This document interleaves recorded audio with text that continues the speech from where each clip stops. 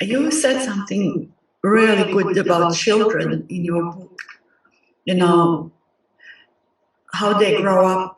Say one can grow up in spiritual environment, or another one, or in religious, or another one could be atheist, or but basically they would be, their parents would put belief onto them, and it would be who they are, but it would be just the belief system, not really genuine thing. So they'd be caught in those beliefs.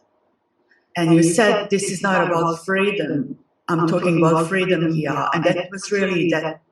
I thought it was really good the way you said it, because these kids are not brought in that freedom, but it's basically that their parents have put beliefs onto them. They probably grew up in environments where they were all religious or spiritual, or not even, or even not religious or not spiritual. But we are talking about the freedom here. So this is quite powerful, I thought. Well, it's very rare for a parent to be able to raise a child without imposing his or her beliefs on the child, because even if the parent makes an effort to avoid imposing beliefs, which is already very rare, I've known very few parents like that, even so, the child will pick up the parent's attitudes just by observation. And so, in a sense, part of freeing oneself is to kill one's parents in the metaphorical sense. We have to come to understand that our parents were only people, just like us. And they had no special knowledge. They had no great insight. Their beliefs, whether they're religious beliefs or political beliefs, are not right. They're not correct. Those are just the beliefs that Mama had or Papa had. And at a certain point, we have to get off that train and say, okay, well, they had their lives. They're old people now, or they're dead and gone now. And this is my turn. This is my life. We have to, if we want freedom, we have to understand that this is a limited situation. You're going to die. You are going to die. That's what the Greek Stoics called memento mori, the recollection of death. And that's a very powerful teacher. That's a spiritual teacher right there. Or Don Juan in the Mexican Indian magician counseled, always looking onto your left shoulder, because that's where death sits, and death is your greatest advisor. And I found that to be true. Memento mori. And the other Greek Stoic suggestion was amor fati, which means love your fate. Love your fate. So what that means is, instead of saying, poor pitiful me, I wanted to be beautiful and athletic and I'm really not, as long as you do that, the poor pitiful me part, you will never fully live. When you embrace what you are and what you have, then you're alive. You're really alive. And the essence of my message is, try being fully alive and see what it's like. You may like it. You really may like it.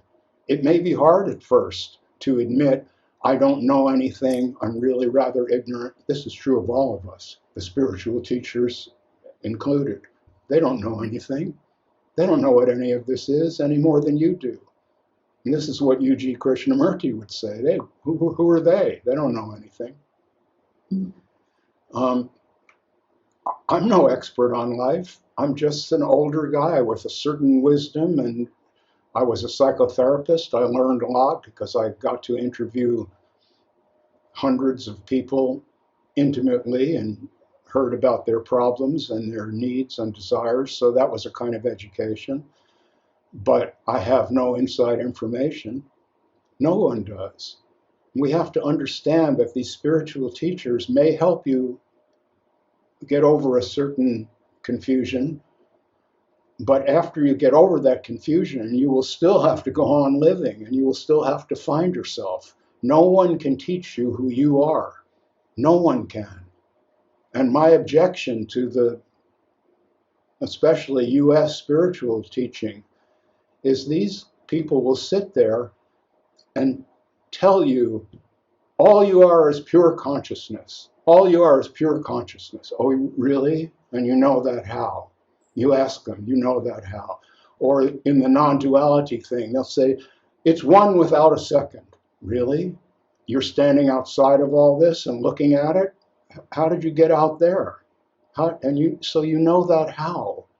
You see, we have to ask ourselves these questions when someone preaches to us. The first question that I recommend is, really? And you know that how? You know that how? And if people will keep asking that question, I think they'll get down to rock bottom not knowing. And not knowing is the wisdom place. I don't mean some overarching wisdom where you know the secrets of the universe. No, not that at all. But where you are grounded in your own being. You just hear, and you don't know. You don't know where any of this is leading. You don't know what any of it means. You don't know where it came from, and you don't know where it's headed. And when we get into that position, I say, and this is only Robert, I'm not an expert, I'm only expressing my own experience.